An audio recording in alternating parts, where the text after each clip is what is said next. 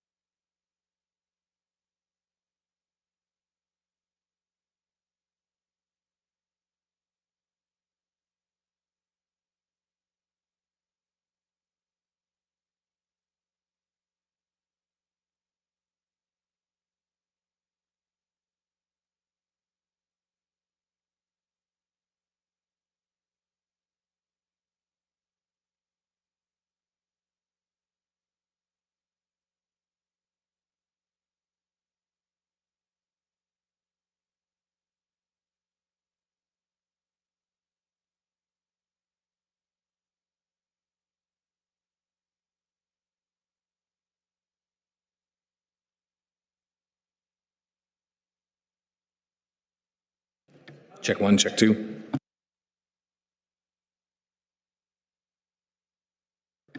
Microphone check one, two.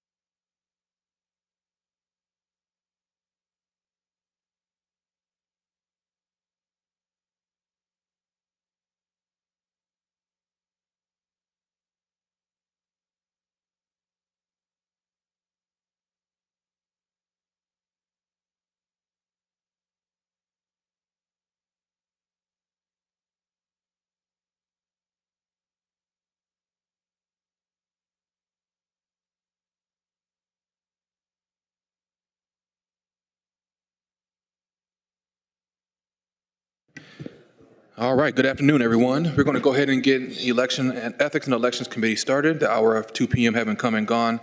The House Ethics and Elections Committee will come to order. I have one replacement letter from Speaker Welch replacing permanent member Stava with temporary member Representative Cochran. With that, Mr. Clerk, please call the roll. West, Wes is here. Stewart, Windhorst, Ammons, Buckner, Cassidy, Deuter, Ellick, Gonzalez, Grant, Jacobs, Manley, Rita, Schmidt, Sheehan, Tarver,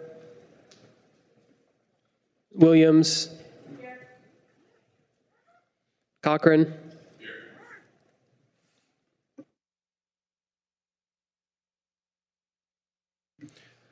All right, thank you. With 12 members present, there is a quorum, but just to reiterate, this is not required during a subject matter hearing, so let's get on to business. We have 4 bills that we are going to hear on today. We're going to hear a subject matter hearing on House Bill 2376, House Committee Amendment. Well, thank you. House Bill 2376, House Committee Amendment Number 1 from Representative Mayfield. House Bill 4222 from Representative Deuter. House Bill 4919 from Representative Cochran, and House Bill 1169 from yours truly. We're going to go ahead and get started with House Bill 4222 from Representative Deuter. You have permission to present from your chair if you so desire. Thank you very much, Chair West, Leader West, and my fellow members of the committee. Happy to have an opportunity to present House Bill 222, which creates another way for political committees to opt into receiving electronic notification from the Board of Elections. Currently, the board is required to notify each political committee of the quarterly report filing dates, and the notification must be by first-class mail. The only exception is if the committee opts into electronic notification by marking a box on the D1, the Statement of Organization. Committees that have not amended the D1 receive this large envelope every quarter. Show members of the committee the large envelope that gets mailed out. So House Bill 4222 would allow the Board of Elections to switch to electronic notification for all committees that establish electronic communication with the board by filing a quarterly report electronically. So this proposed change is not going to revolutionize the Board of Elections, but it will modernize the board, address an inefficiency, and likely generate some savings. According to the board, the hard cost of the quarterly mailings is approximately $40,000 annually. And as it turns out, many of the envelopes that are mailed out are returned because committees have not kept the address on file current. The Board of Elections has reviewed the proposed change and indicated they do not have any administrative concerns, and Brian Pryor from the board is here to help answer any questions. Thank you. All right, thank you. Before we move forward, Mr. Clerk, please add Leader Stewart to the roll. Let me read witness slips. I know this bill moved back to rules, but when it was in committee, we have 5 proponents. Actually, 4 proponents. We have Justin Rausch, Letitia Grant, David Schwartz, and Jeanette Peterson, all for themselves. 2 opponents, Jamie and William D. Hart, born in the USA, personal. All right. And 1 with no position, and that would be Brian Pryor from the State Board of Elections. I believe he's here to offer answers for any questions that members may have. Good deal. Any questions from members on House Bill 4222? Looks like this is short and sweet on this one. It's something that, brings us up to 2026, allows for State Board of Elections to not use as many trees. So we'll see how this goes. Thank you so much, Representative Deuter. Anything, closing remarks on your behalf? Nope, thank you very much. All right, thank you. Moving forward to House Bill 2376, House Committee Number 1 from Representative Mayfield.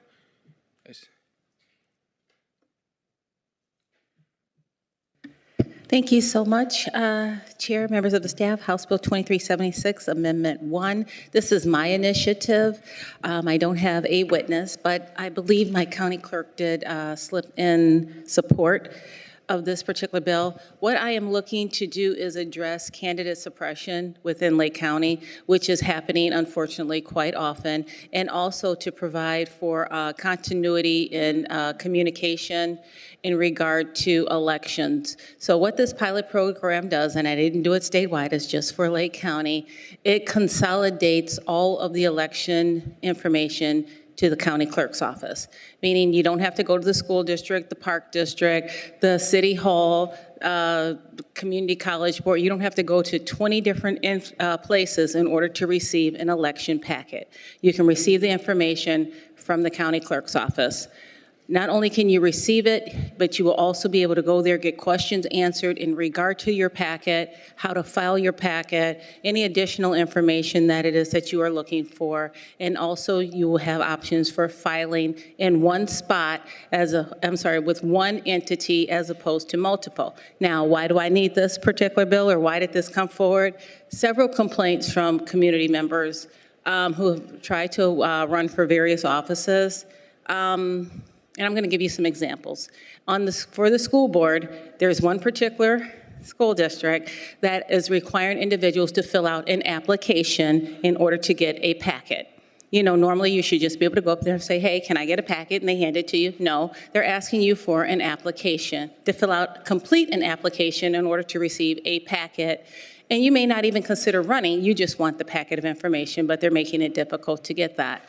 I have another entity where the clerk is part-time, and an individual went there 3 times to receive a packet, only to be told that the clerk wasn't in and that they needed to just basically call every day to see when she would come in so that they could get a packet, because nobody else was qualified to hand over a packet. I mean, this is just ridiculous. I have another individual that was running for the College of Lake County as a trustee, and she took her paperwork to the county clerk's office to file it, only to be told, no, this was not the correct place to file it. You need to take it to the college and file it with the individual there. But they did not tell her that, you know, when she received her packet, where to even go to file her packet. So there's just a lot of misinformation that's out there, just a lot of it's candidate suppression to make it as difficult as possible for individuals to pick up a packet. Whether they complete the packet and run or not, you should still be able to obtain a packet. So this would just streamline that process, remove all of the games. If you want to run, here, go to the county clerk's office, grab your packet, they'll give you the information, tell you what you need to do. If you fill it out completely, whatever, you can take it back there. All objections would be handled by the county clerk's office, and which is a whole nother issue, but it's just continuity for our election process. So I'm happy to answer any questions. All right, thank you, Representative Mayfield. Before we move forward, Mr. Clerk, please add Representative Ammons to the roll. We have 3 proponents, including David Schwartz, Barbara Lamons, and Letitia Grant, representing self. We have 3 opponents, Peter Tarke, Jamie F., and Jeffrey Savari, representing self. Questions from members? Leader Stewart. Thank you. Thank you for bringing this issue forward. I know that people that want to run for these local offices often don't even know where to start, so making it simple is important. There's one little thing, and maybe this is unique. I have a town, a city, and a school district that actually goes between 2 different counties. So it's in both Madison and St. Clair County. The line goes right through this city. So we'd have to make sure that we figure out how to correct for that and make sure that people know, can they go to either county? Who would be responsible for all that? It looks like you maybe already have thought this through. This is for Lake County only. Oh, okay, thank you. Thank you. Any other questions from members? Representative Ammons. Hi, Representative Mayfield. Can you tell me why this is a pilot for Lake County only? I was told that we couldn't do pilots for one county only. Well, yes, we can. We've done pilots. We've done a lot of things for Cook County only because, there's Cook I'm County, then there's the familiar, rest of right? us. Yes. But I wanted to start this to see, we wanted to do it in Lake County first because we are a good-sized county. We're not too small. We're not too big. We're not obviously as big as Chicago. But if we can pilot it there, work out all the kinks, with all the different taxing bodies and all of that, then we would have a model that could be shared with other counties and hopefully to like Leader Stewart's question, how will we address those individuals that have multiple counties or individuals that, have counties that are so wide or so large, how would that work as far as, satellite offices and all of that? We're hoping to address a lot of the issues and concerns through the pilot and then hopefully roll it out to everybody. And this is just for people trying to get information? Right, this is just, no, not just get information, Okay. but, you're going to pick up a packet, you're going to pick it up from the county, you're going to drop it off at the county. So you're not going to the school district, to the park district, to the townships, to the water reclamation. You are not going to 15 different spots trying to get a packet of information, and you have continuity because the clerk's office will basically explain to you what's inside of that packet instead of just saying, here, my friend's in that position, I don't want you to have it, so I'm not going to tell you how to fill it out. Let me clarify one other question, and certainly for the pilot.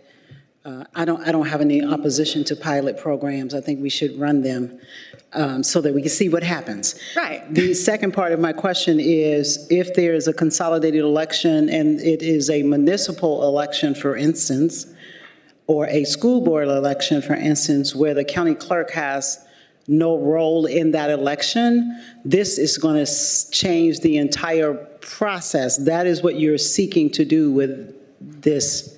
That is correct. You did not hear my opening. We had an incident with particularly the school board where individuals are being asked to fill out an application in order to receive a packet. Which, isn't that already against state statute? It is, but people are doing their own thing. It is candidate suppression. Okay. And that's what we're trying to address. And we have reported it, for that particular school district. So they went from the applications to now they're requiring IDs. So it's like one thing after another with this particular school district, and it is, total candidate suppression. And so lastly, this pilot would require changes in other areas of election administration for consolidated elections in order to run this pilot. What do you mean? I'm sorry. Meaning that current law allows, assuming there is no school board that's doing this ridiculous stuff, that you just have packets and you just go pick them up, right? Mm-hmm.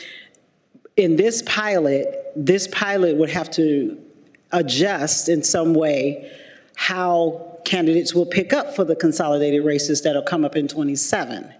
That is correct. So basically, this bill would not become effective until January 1, 2027, which there is not a petition period in 27. It would actually be 2028. So it gives the clerk's office time to actually put everything into place and to implement this properly.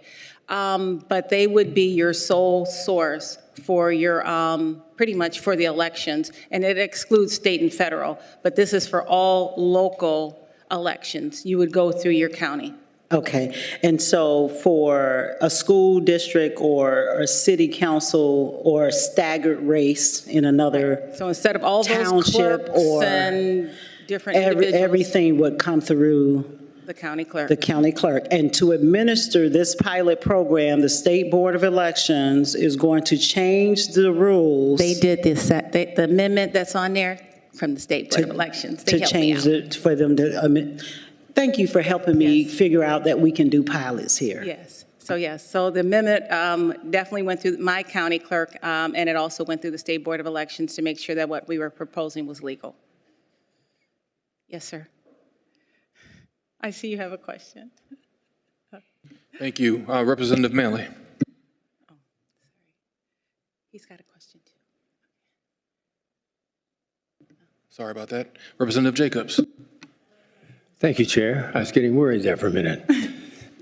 Thank you for bringing this. I just had a couple of questions that would concern much smaller areas, for instance, all of my counties. I'm not absolutely 100% certain that every one of my clerks would be able to handle the additional duties. And where would they get the money to pay them for additional duties? I mean, it's fairly okay in Lake County, but I'm not too sure that Pulaski County and Alexander County, with 5,000 people in them, need to have that. It's scary a little bit for me. Right, and that's why we're piloting this to see, you know, what would work, what wouldn't work, where it would work, where it wouldn't work. It's not something that I'm trying to roll out to the entire, you know, it won't work for this county, but it would work for this one. Or, you know, maybe we don't want to do it at all if counties have a population of this versus that. So that is the whole purpose of the pilot. Yeah, because my largest county is like 70,000 people out of 14 counties. So I would really be concerned about excess work. And that's what we're trying to minimize. This one is done, the pilot would be done at a certain date. Did it say 37 or something, 2037? Or is that Something like that, yeah. So it would go a long time before It would anything. go for a while because we want to gather data.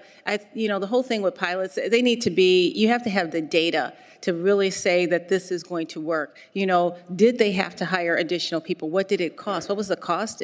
You know, right now we're not anticipating costs, but next year we might. In a presidential election, there may be a higher cost than, like, say, a regular municipal election. But without the data to support when you might need additional help, when you would not, you know, what areas you would need to grow in as far as administratively, all of that would be addressed during the pilot and through the data gathering for the pilot. Thank you. I'm all for improving anything that we can. But it needs to be a long pilot on this one to be certain. Yeah, Thank you very absolutely. much for bringing it, Rep. Mayfield. Thank you. Thank you. Leader Stewart. Thank you. Something else came to mind. And I understand that what you're looking at right now with the bill in front of us is a pilot just for Lake County, but I'm just kind of thinking more globally. It sounds like a lot of the shenanigans that you're talking about have to do with just getting access to the basic first step of that packet. So I don't know if we could think a little bit differently, possibly that the packet would still be available at, say, my local school board, but in addition, there would be packets available at, say, my county clerk, that my election authority. But then information in that packet would include this gets turned into the school board, or this gets turned into the park district. And maybe there's also shenanigans at that level too, which sounds like it's illegal and we need to be, you know, cutting back on that. But just thinking, again, if we think beyond just a pilot in one county and we're thinking about making sure that everybody who wants to run for an office gets the fair opportunity to at least get the basic information, I like the idea of making it known that there is a one-stop place to at least get started, and we could possibly make sure that we think about it that way. Okay. I'm also trying to address the shenanigans on the back end, particularly when you have one person, you know, one clerk, only one clerk is qualified to accept and review your packet. Only one person is qualified to stamp your packet. I mean, when I talk about some of the issues that we have had, they've just been just ridiculous. And yes, a lot of them are against the law, but that doesn't stop people from doing their own thing anyway. The issue with the clerks has really been problematic because the clerks may or may not be there depending on who is at that front counter to turn in a packet. We've had clerks run out the back door so that they would not have to accept a packet from a particular candidate that was not their candidate. And you're talking about like maybe someone who works at the park district or someone who works at a school district, like happens to like the receptionist is out when they show up at the door? Well, the receptionist at some places is not allowed to collect the packet. Okay. You know, they haven't been certified to be that person to receive the packet. You actually have to be certified to accept that packet, particularly if you have two people filing at the same time. They have to be date and time stamped. And if you don't have the right person doing that, it becomes a problem. Or if one person leaves because the clerk wasn't there, but they were both there at the same time, now there's no lottery because that person left out. Oh, well, you left, you should have stayed, even though the receptionist just told them that the clerk wasn't available, even though she was hiding in the back room. You know, shenanigans. Okay. We're trying to address shenanigans and just squash it all together. We want to keep elections fair. You know, whether you run whether you want to run, if you just want to just take a packet and look at it, whatever your options are, you need to have those If you just want to consider, and what would it take for me to run for this school board? It Right. should be easy to get that It information. should be easy to get it. I agree with you, and I agree with, limiting shenanigans that can go on to prevent people from accessing the ballot. So I appreciate that you're looking into this, and thanks for bringing it forward. And then there's the continuity piece of it as well. If you know that you can go to the county clerk's office and all your questions regarding, let's say that I'm just want to pursue and see, I might want to run for mayor. Let's throw that out there. What do I need to do? What are the qualifications? What are my residency requalifications? How many signatures do I need? There's somebody there that can answer those questions all year long. It doesn't have to be during the election cycle. That person is there. Or, I've got questions about, I think, I forgot the wording, like for the independents, they have to have like a certain percentage. How do I calculate that percentage? Well, if you go to some of these municipalities, they're not going to tell you how to calculate that percentage. I want to be able to provide one entity that has all of the answers. Some people you have to file online, some require it in person. You have to stamp it 3 times. And just all kind of different things to these particular packets in order to turn them in. Let's keep continuity in one spot with a neutral party, because that is what they do. They do elections all day long. They don't care whether you're Democrat, Republican, or independent. They're just there to feed you the information. Here's your packet. Thank you for your packet, period. Thank you. Representative Mayfield, a couple questions for you. What is the community college in Lake County? Oh, College of Lake County is CLC. Also, College of Lake County is only in Lake County. Yes. There's no bleeding into a different county? Nope, it's only in Lake County. What's the largest municipality in Lake County? I believe Waukegan is the county seat. Does Waukegan have an election authority? They have a clerk. But not an, We have a clerk within the city of Waukegan? within the city of Waukegan. Okay, but not a bona fide election authority? No. Okay, so every election, the chief election person for Lake County is the Lake County clerk? No election authority? Right. Okay. Any other questions from members? All right, thank you so much, Representative Mayfield. Thank you, everyone, for your consideration. Moving on to House Bill 4919, Representative Cochran, and you have permission to present from your chair. Thank you, Chair. I'm here presenting HB 4919. Today, it would change the election code to protect forest preserves and conservation districts from having the entirety of their property open to election signage placement due to the presence of even a single location on their property. Due to the current wording of the law, anywhere after the 100-foot election-free zone is open to electioneering and sign placement on polling location property on election day. For most polling locations, this isn't a major issue. If you're a church or a school or a city hall, your property is pretty self-contained. But forest preserve and conservation districts have a vast non-contiguous property spread throughout the entire region. So everywhere outside of 100 feet is a massive amount of property. The Forest Preserve of Cook County, for example, has over 70,000 acres, virtually all of which are open to election day signage placement from Barrington to Lamont to Calumet City due to the presence of a single polling location on the northwest side of Chicago. So to fix this, we're proposing a 500-foot outer limit for yard sign placement in the forest preserves and conservation districts.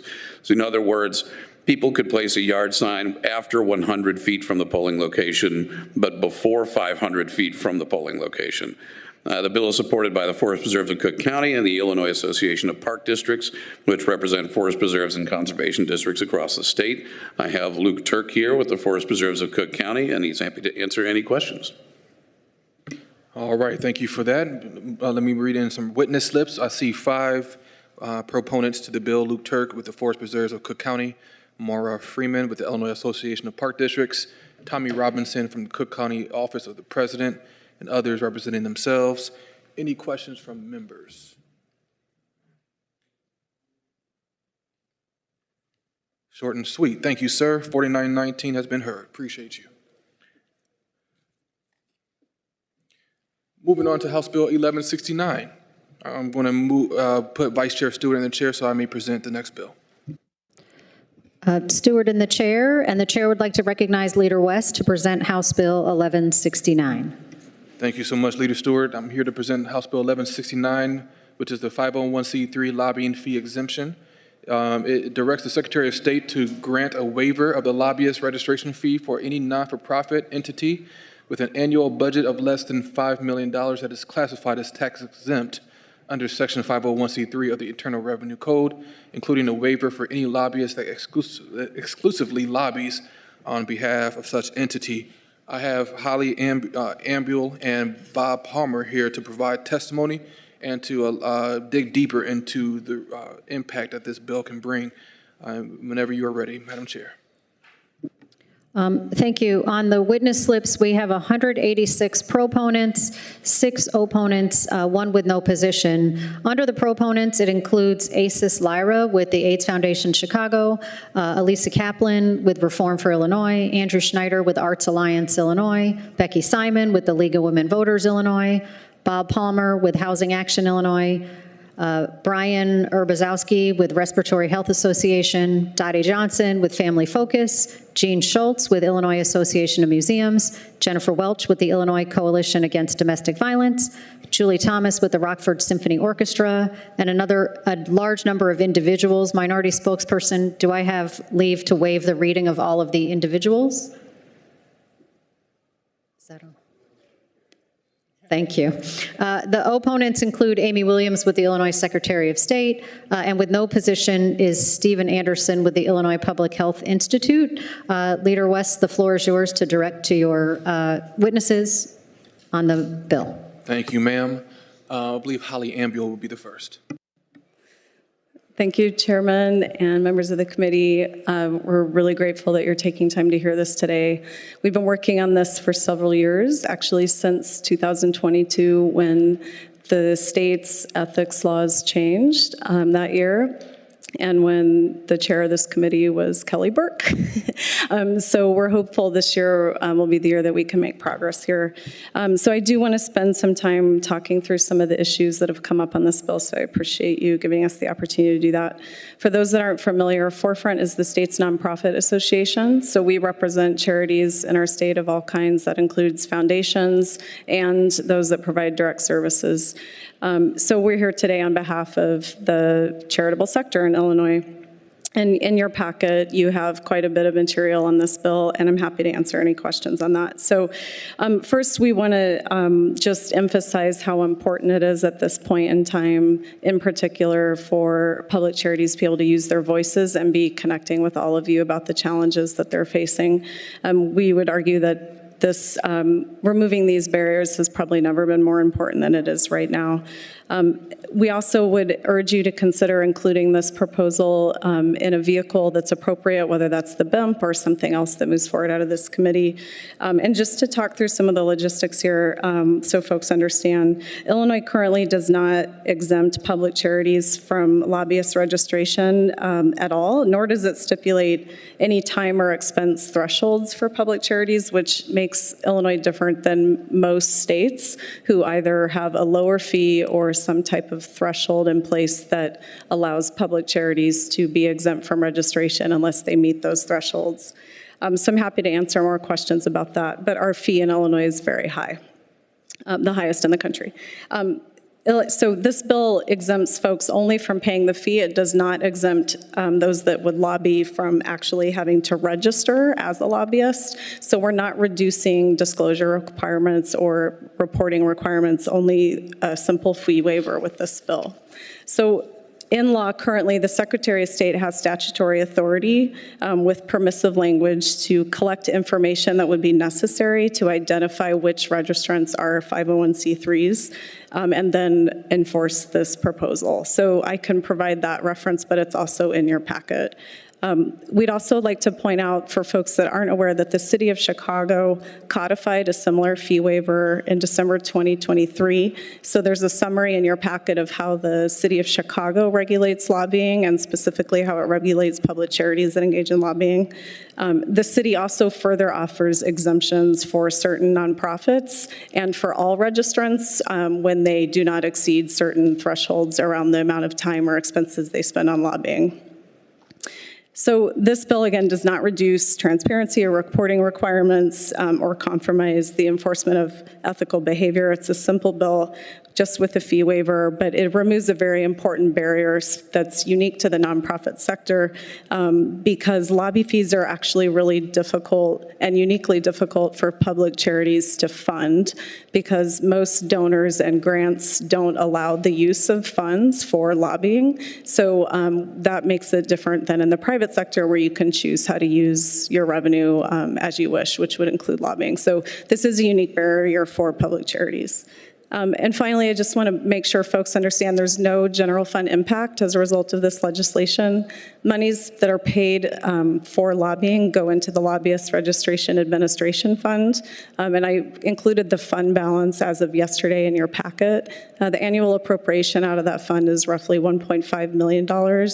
And the fund balance as of last night was over $5.7 million. So we think that the fund can tolerate the fiscal impact that would occur if this fee were to be waived going forward. So I'd be happy to answer any questions, but first I want to give my colleague Bob a chance to speak as well.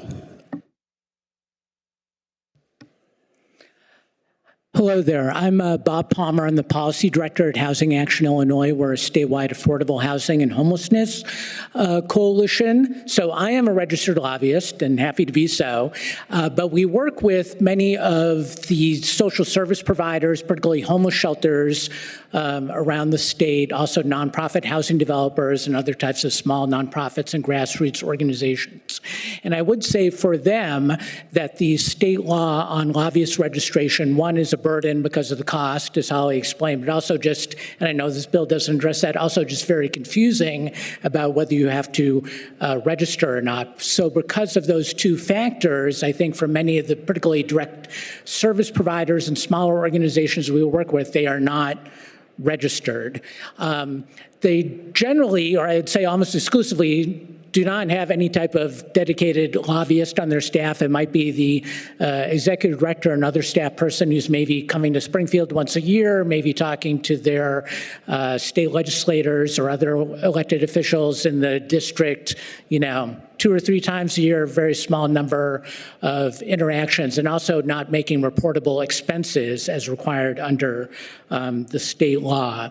So I think just passing this fee exemption will, one, increase compliance with those very small agencies that aren't registering now because they can't afford the cost of $300 per organization and then $300 for every person who meets the definition of being a lobbyist.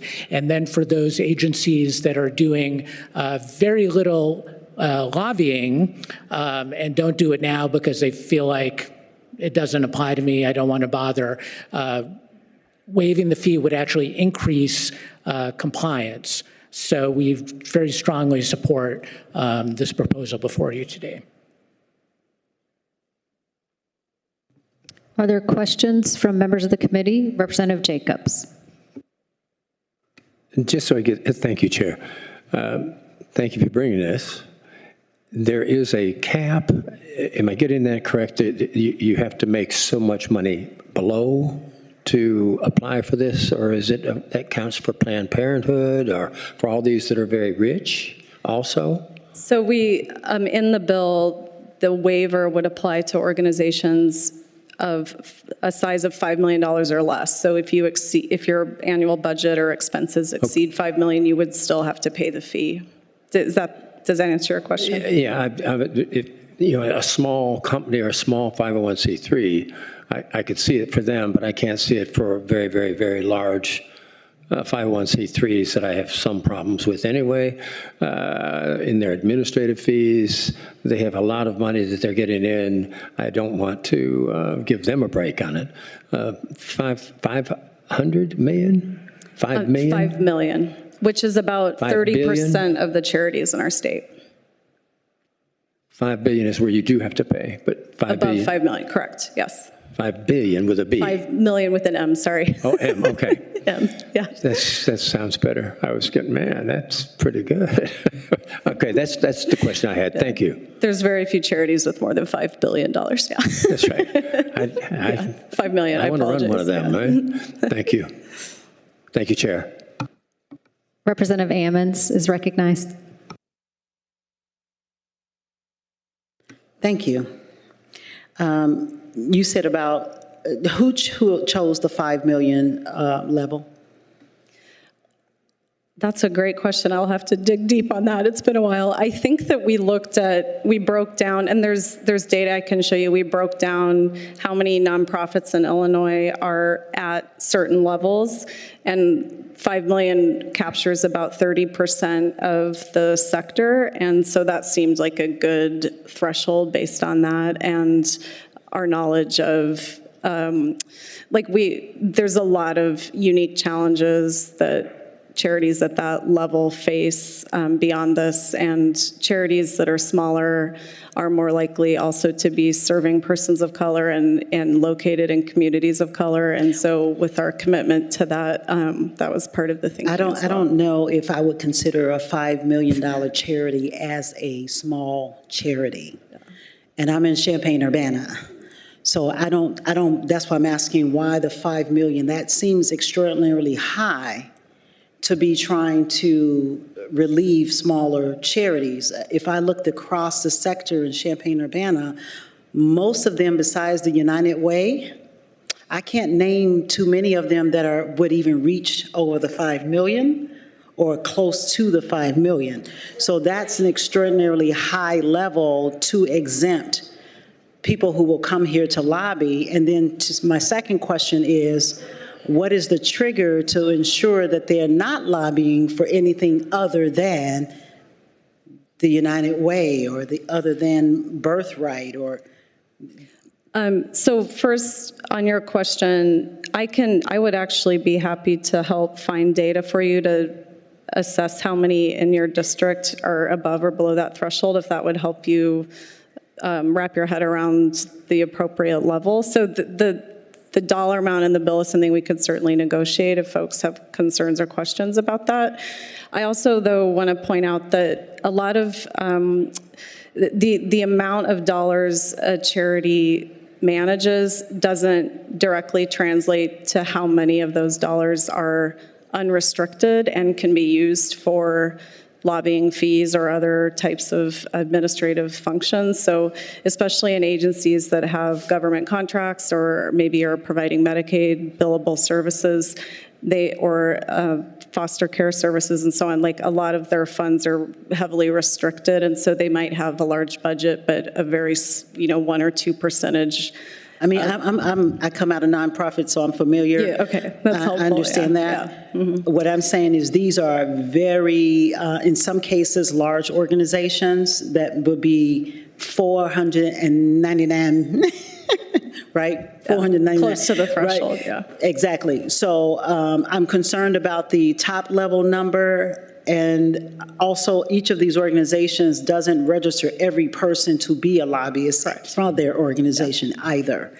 And so there's my two concerns. And then lastly, I don't know what the Secretary of State says or how they use the money. I understand that there's money that's in that fund. Don't know what it's for. We'll have to ask the Secretary of State about that. Mm-hmm. I don't have a problem taking money out of a system that is inappropriately using it, but I also don't want to take money out of a system that has it used for a particular purpose, that we create another hole in another place.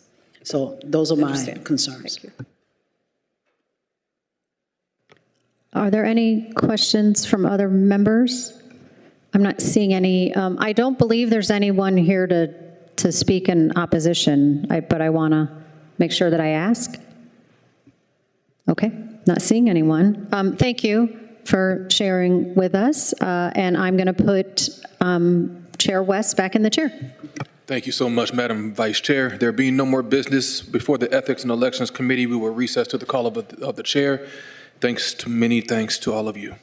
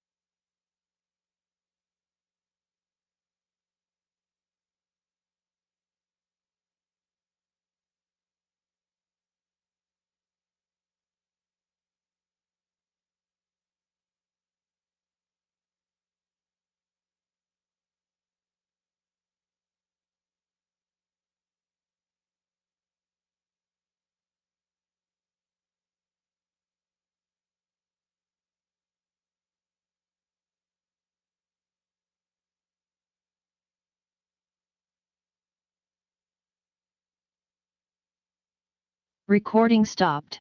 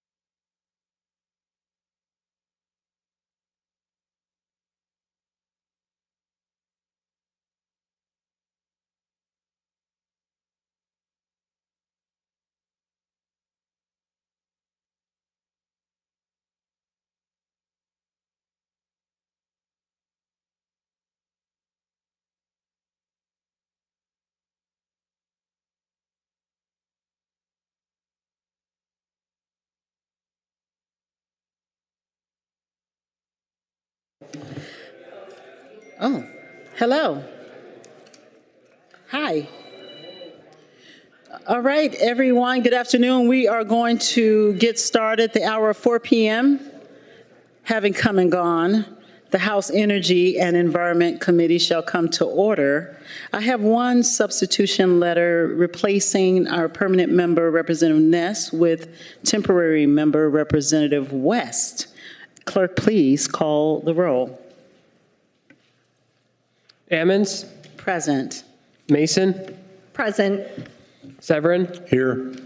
Blair Sherlock, Briel, Bunting, Davis, J. Davis J. Okay. Davis W. Deering, Dubuclet, Favor Diaz, Fritz, Holbrook, Harper,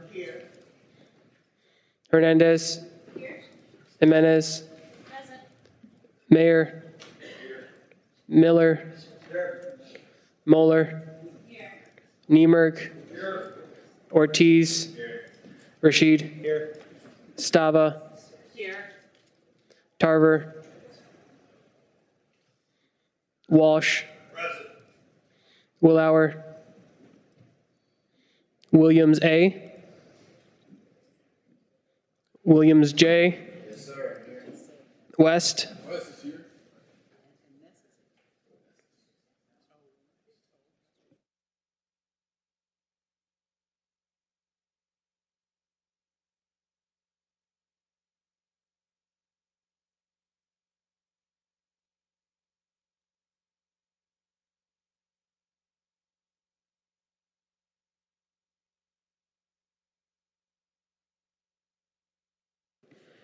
With 23 members present, a quorum is present.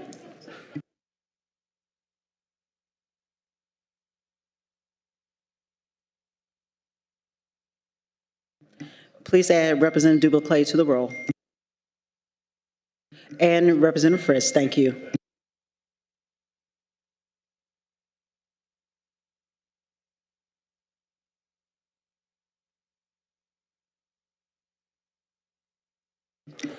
All right, members, we have 25 people present, so that means we are ready to do business of the committee. Today we'll be hearing House Floor Amendment to HB 4941. The chair recognizes Representative Vice Chair Mason to present House Floor Amendment number 2 to House Bill 4941.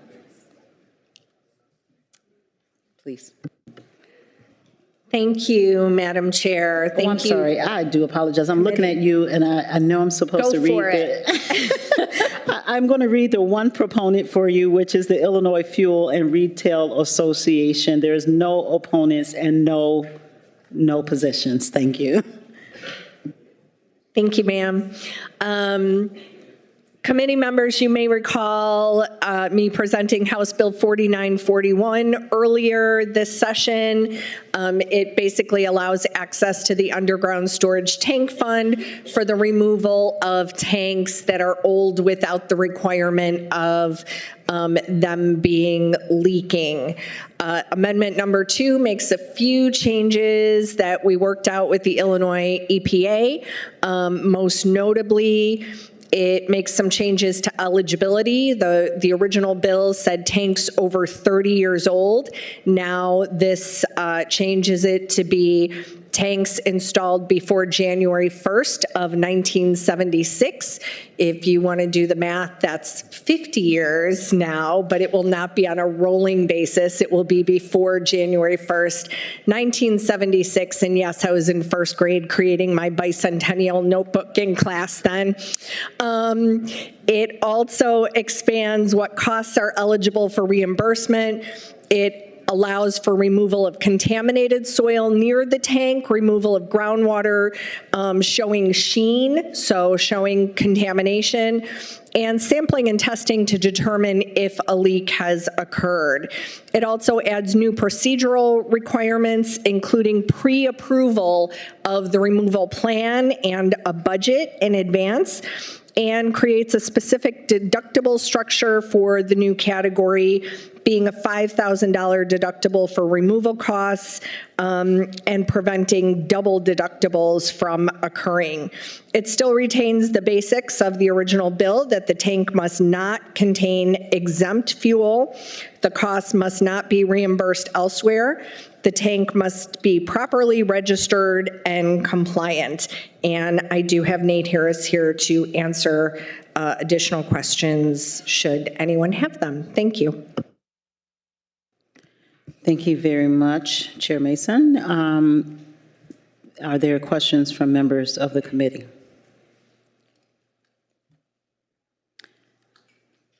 Seeing no questions, there being no further debate, Representative Blair Sherlock moves to recommend that House Floor Amendment Number 2 to House Bill 4941 be adopted. Is there leave? The L being approved, the leave being granted. On a vote of 25 in favor, 0 opposed, and 0 voting present, House Floor Amendment Number 2 to HB 4941 is recommended for adoption and will be favorably reported to the House floor. There being no further business, the House Energy and Environment Committee will recess to the call of the chair.